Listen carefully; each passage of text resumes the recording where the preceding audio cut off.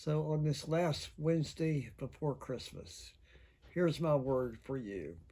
I want to talk about unannounced greatness.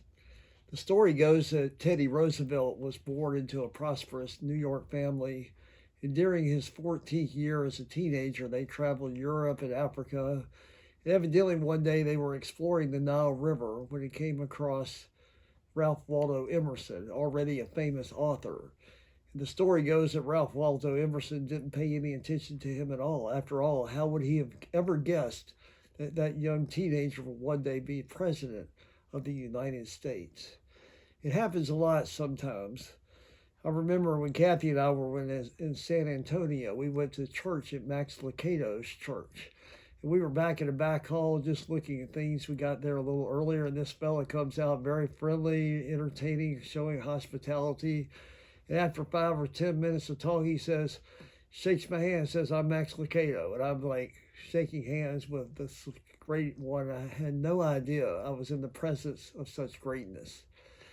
When one wonders, that innkeeper, we have no room for you in the inn, had no clue that it's just turning his back on the Savior of the world. Tom Austin wrote a sermon about that kind of thing. Here's what he said. If those at the end had known what the Christ child would become, some of them would have found a place for him. We find places for the things we really care about. They crowded Christ out because they never guessed who he would be. Yeah, we don't have that same experience. We know about Christ. Well, cultural Christmas that we so much find competing with our spiritual Christmas, but we all know about Christmas. We do this in so many areas of our lives. Children don't realize when they're in the midst of greatness sometimes. Teachers don't realize their students are potential great ones. Husbands and wives sometimes take each other so for granted. And sometimes it's not till after somebody has gone or somebody years later we find out that person was more special than we ever recognized them for. I look at the characters in that first Christmas story.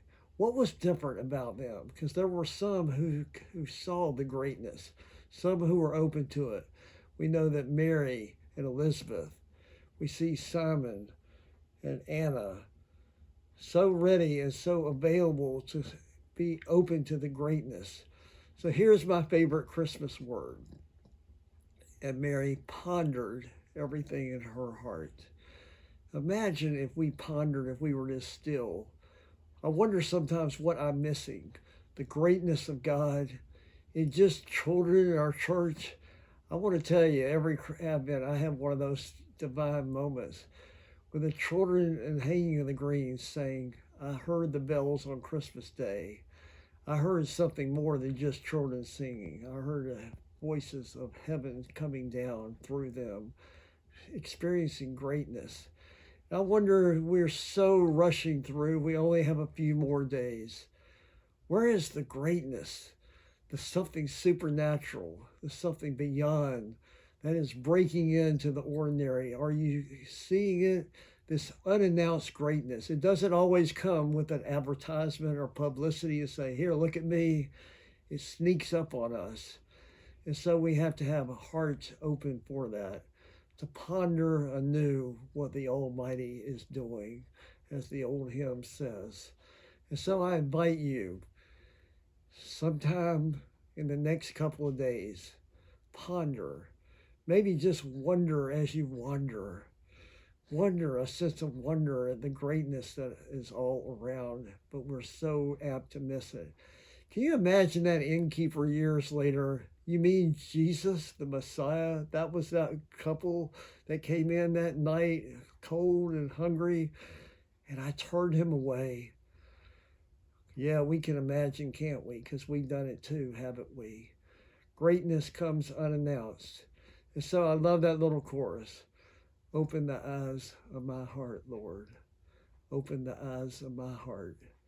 And maybe then a new Advent, even in these next couple of days, can be your experience. I pray and hope so.